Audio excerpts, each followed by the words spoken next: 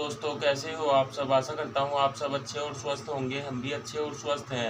सभी दोस्तों को नारायण नारायण नारायण। आज मैं आपको महाशिव पुराण का तीसरा अध्याय सुनाऊंगा। तो हम कल वीडियो नहीं बना पाए थे, हमारा मोबाइल की स्क्रीन खराब हो गई है, तो हम कल का भाग आपको आज सुनाएंगे। चलो अब हम शुरू करते हैं। जय हो महाशिव पुराण की जय, ब्रह्मा विष्णु महेश की जय। कोई भूल चूक हो जाए दोस्तों तो क्षमा करना, और हमारे वीडियो को ज़्यादा से ज़्यादा लाइक करना और सब्सक्राइब करना और शेयर करना। चलो अब हम शुरू करते हैं। ओम नमः शिवाय, ओम नमः शिवाय, ओम नमः शिवाय, ओम नमः शिवाय, ओम नमः शिवाय, ओम नमः शिवाय। जय हो गणेश जी महाराज की जय, शिव जी महाराज की जय, माता पार्वती की जय, नंदी महाराज की जय।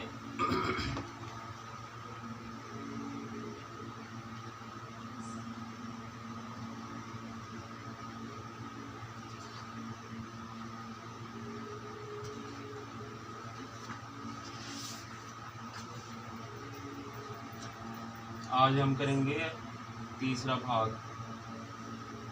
आज का हमारा तीसरा भाग है। माया निर्मित नगर में शील निधि की कन्या पर मोहित हुए नारद जी का भगवान विष्णु से उनका रूप मांगना, भगवान का अपने रूप के साथ उन्हें वानर का सा मुंह देना, कन्या का भगवान को वरण करना और कुपित हुए नारद का शिव गणों को शाप देना। सूत जी कहते हैं, महर्षियों, जब नारद मुनि इच्छानुसार वहां से चले गए, तब भगवान शिव की इच्छा से माया विशारद श्री हरि ने तत्काल अपनी माया प्रकट की। उन्होंने मुनि के मार्ग में एक विशाल नगर की रचना की, जिसका विस्तार 100 योजन था। वह अद्भुत नगर बड़ा ही मनोहर था। भगवान ने उसे अपने वैकुंठ लोक से भी अधिक रमणीय बनाया था। नाना प्रकार की वस्तुएं उस नगर की शोभा बढ़ाती थी।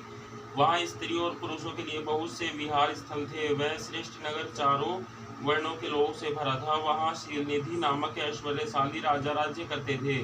वे अपनी पुत्री का स्वयंवर करने के लिए उद्यत थे, अतः उन्होंने महान उत्सव का आयोजन किया था। उनकी कन्या का वरण करने के लिए उत्सुक हो चारों दिशाओं से बहुत से राजकुमार पधारे थे, जो नाना प्रकार की वेशभूषा तथा सुंदर शोभा से प्रकाशित हो रहे थे। उन राजकुमारों से वह नगर भरा पूरा दिखाई देता था। ऐसे सुंदर राजनगर को देख नारद जी मोहित हो गए।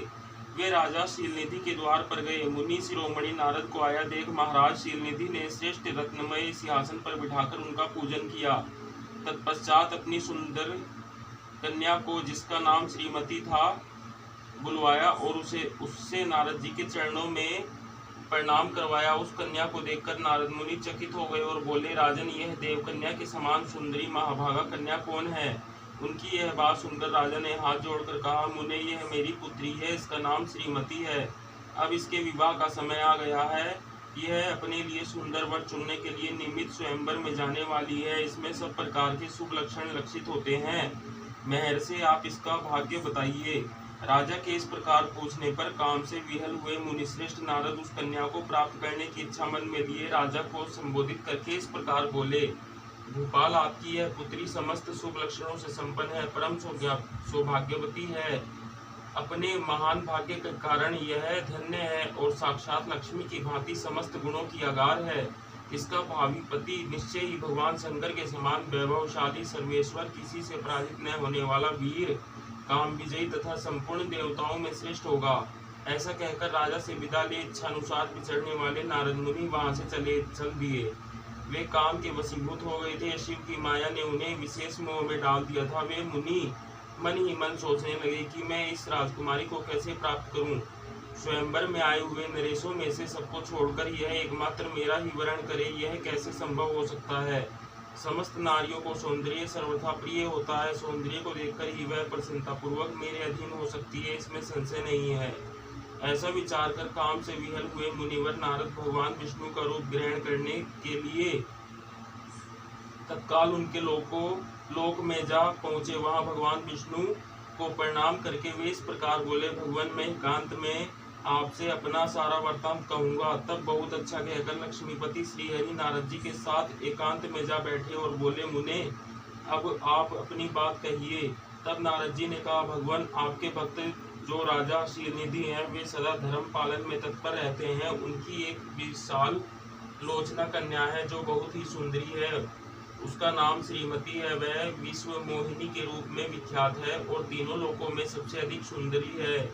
प्रभु, आज मैं शीघ्र ही उस कन्या से विवाह करना चाहता हूँ। राजा शीलनिधि ने अपनी पुत्री की इच्छा से स्वयंवर रचाया है, इसलिए चारों दिशाओं से वहाँ सहस्त्रों राजकुमार पधारे हैं। नाथ, मैं आपका प्रिय सेवक हूँ, अतः आप मुझे अपना स्वरूप दे दीजिए, जिससे राजकुमारी श्रीमती निश्चय ही मुझे वर ले। सूत जी कहते हैं, महर्षियों, नारद मुनि की ऐसी बात सुनकर भगवान मधुसूदन हंस पड़े और भगवान शंकर के प्रभाव का अनुभव करके उन दयालु प्रभु ने उन्हें इस प्रकार उत्तर दिया। भगवान विष्णु बोले, मुने, तुम अपने अभिष्ट स्थान को जाओ, मैं उसी तरह तुम्हारा हित साधन करूंगा, जैसे श्रेष्ठ वेद अत्यंत पीड़ित रोगी का करता है, क्योंकि तुम मुझे विशेष प्रिय हो। ऐसा कहकर भगवान विष्णु ने नारद मुनि को मुक्त तो वानर का दे दिया और शेष अंगों में अपने जैसा स्वरूप देकर वे वहां से अंतर्ध्यान हो गए। भगवान की पूर्वोक्त बात सुनकर और उनका मनोहर रूप प्राप्त हो गया समझकर नारद मुनि को बड़ा हर्ष हुआ। वे अपने को कृतकृत्य मानने लगे। भगवान ने क्या प्रयत्न किया है इसको वे समझ न सके। तदंतर मुनि श्रेष्ठ नारद शीघ्र ही उस स्थान पर जा पहुंचे जहां राजा शीलनिधि ने राजकुमारों से भरी हुई स्वयंवर सभा का आयोजन किया था। विप्रवरों, राजपुत्रों से घिरी हुई वह दिव्य स्वयंवर सभा दूसरी इंद्र सभा के समान अत्यंत शोभा पा रही थी। नारद जी उस राजसभा में जा बैठे और वहां बैठकर प्रसन्न मन में बार बार यही सोचने लगे कि मैं भगवान विष्णु के समान रूप धारण किए हूँ, अतः वह राजकुमारी अवश्य मेरा ही वर्ण करेगी, दूसरे का नहीं। मुनिश्रेष्ठ नारद को यह ज्ञात नहीं था कि मेरा मुंह कितना कुरूप है। उस सभा में बैठे हुए सब मनुष्यों ने मुनि को उनके पूर्व रूप में ही देखा।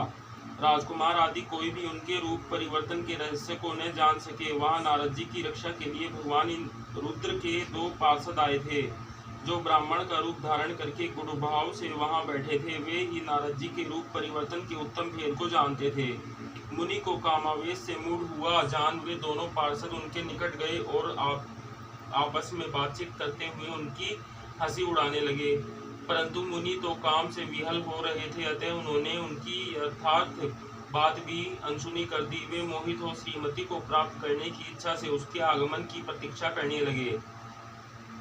इसी बीच में वह सुंदरी राजकन्या स्त्रियों में घिरी हुई अंतपुर से वहां आई। उसने अपने हाथ में सोने की एक सुंदर माला ले रखी थी। वह सुलक्षणा राजकुमारी स्वयंवर के मध्य भाग में लक्ष्मी के समान खड़ी हुई अपूर्व शोभा पा रही थी। उत्तम व्रत का पालन करने वाली वह भूप कन्या माला हाथ में लेकर अपने मन के अनुरूप वर का अन्वेषण करती हुई सारी सभा में भ्रमण करने लगी। नारद मुनि का भगवान विष्णु के समान शरीर और वानर जैसा मुंह देखकर वह कुपित हो गई और उनकी ओर से दृष्टि हटाकर प्रसन्न मन से दूसरी ओर चली गई। स्वयंवर सभा में अपने मनोवांछित वर को न देखकर वह भयभीत हो गई। राजकुमारी उस सभा के भीतर चुपचाप खड़ी रह गई।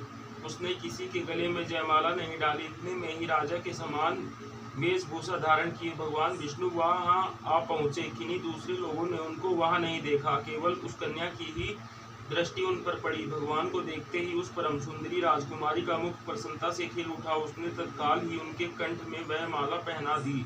राजा का रूप धारण करने वाले भगवान विष्णु उस राजकुमारी को साथ लेकर तुरंत अदृश्य हो गए और अपने धाम में जा पहुंचे। इधर सब राजकुमार श्रीमती की ओर से निराश हो गए। नारद मुनि को काम वेदना से आतुर हो रहे थे, इसलिए वे अत्यंत विहल हो उठे। तब वे दोनों विरूपधारी ज्ञान विशारद रुद्रगण काम विहल नारद जी से उसी क्षण बोले। रुद्रगणों ने कहा, हे नारद, हे मुने, तुम व्यर्थ ही काम से मोहित हो रहे हो और सौंदर्य के बल से राजकुमारी को पाना चाहते हो। अपना वानर के समान घृणित मुंह तो देख लो। सूत जी कहते हैं, महर्षियों, उन रुद्रगणों का यह वचन सुनकर नारद जी को बड़ा विस्मय हुआ। वे शिव की माया से मोहित थे। उन्होंने दर्पण में अपना मुंह देखा। वानर के समान अपना मुंह देख वे तुरंत ही क्रोध से जल उठे और माया से मोहित होने के कारण उन दोनों शिवगणों को वहां साप देते हुए बोले, अरे तुम दोनों ने मुझ ब्राह्मण का उपहास किया है, अतः तुम ब्राह्मण के वीर्य से उत्पन्न राक्षस हो जाओ। ब्राह्मण की संतान होने पर भी तुम्हारे आकार राक्षस के समान ही होंगे। इस प्रकार अपने लिए साप सुनकर वे दोनों ज्ञानी शिरोमणि शिवगण मुनि को मोहित जानकर कुछ नहीं बोले। ब्राह्मणों, वे सदा सब घटनाओं में भगवान शिव की इच्छा मानते थे, अतः उदासीन भाव से अपने स्थान को चले गए और भगवान शिव की स्तुति करने लगे। ओम नमः शिवाय, ओम नमः शिवाय, ओम नमः शिवाय। जय हो ब्रह्मा विष्णु महेश की जय। नारायण नारायण नारायण। दोस्तों आज के लिए इतना ही। भूल चूक क्षमा करना पड़ेगी। दोस्तों आज के लिए इतना ही। कल हम आपको चौथा अध्याय सुनाएंगे महाशिव पुराण का। सभी को नारायण नारायण नारायण।